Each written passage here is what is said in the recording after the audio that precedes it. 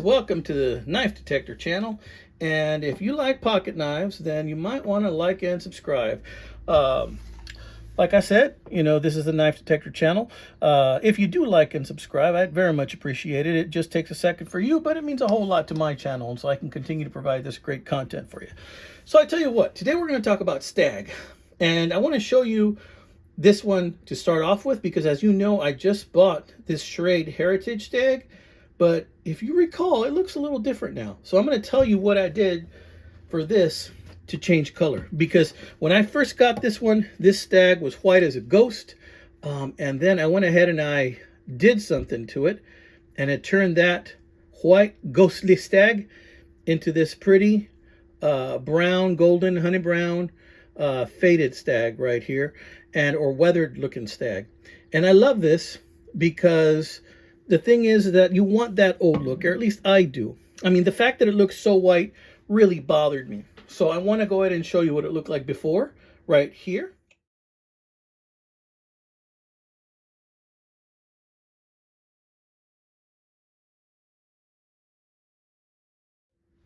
Yeah, so you can see there's a huge difference in the coloration there.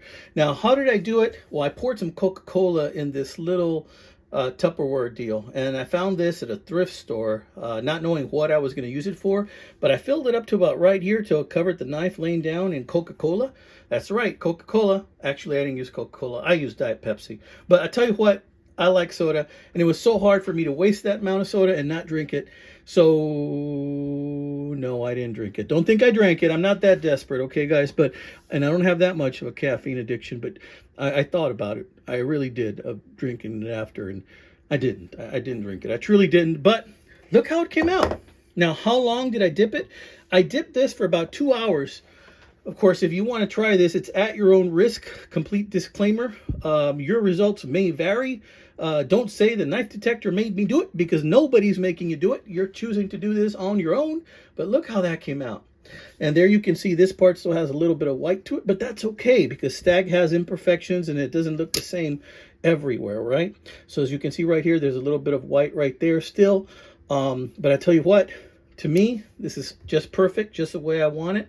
And I'm going to go ahead and hold on to it. Look how deep that penetrated. That soda did an excellent job. Look how thick that is. So, getting this the color I wanted, which is closer to like a natural piece of stag. And I kind of wanted it to get it closer to that, right? Now, speaking of natural stag, I didn't just call this video up just to show you this improvement, right? I also want to show you a couple of other things. I went ahead and I did that with this bone one too, because it had this insert on this right edge trapper. And this used to be white also. Now it's like a honey type color, or I don't know if you call that cinnamon color. But it made a nice little difference there too, which I really like. So it worked with this one as well. Now, I tried it with this one, and this one it changed a little bit, not too much. It made a little difference. I think it made some of those flecks come out a little bit more pronounced. And I could see a little bit of a change, but you know what? This one is just fine the way it is. This is a Parker K139. Now, I also wanted to show you the reason for this video is I just purchased this awesome knife right here. And as you can see, it is also Stag. And so Stag, second cut, bone, Stag. Look at this, amigos. Look at that. This is a Valley Forge D2 steel Stag handled knife. Look how thick that is. That is genuine Stag. It's just a gorgeous, gorgeous knife. See, I really like Stag, and I don't have like a whole lot of them. So when I said I wanted to kind of like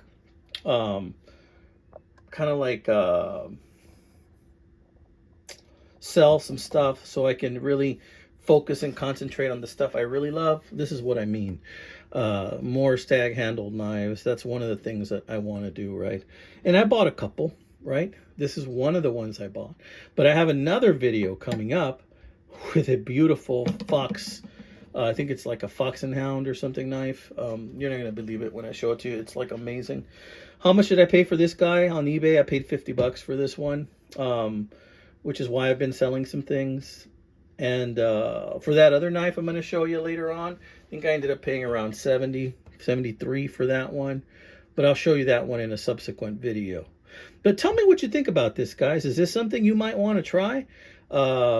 You know, again, disclaimer, do it at your own risk. This is the first time I ever tried this, and as you can see, it came out pretty okay.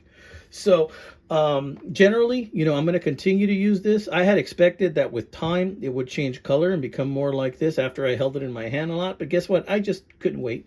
I couldn't wait. I wanted to hasten that process, and I did it with a little bit of cola right there. All right, amigos. So a little bit more about this one. This has been sharpened, as you can see. But I'd say that about 95% of that blade, looking at where the kick is still there. I am going to enjoy carrying this knife so much.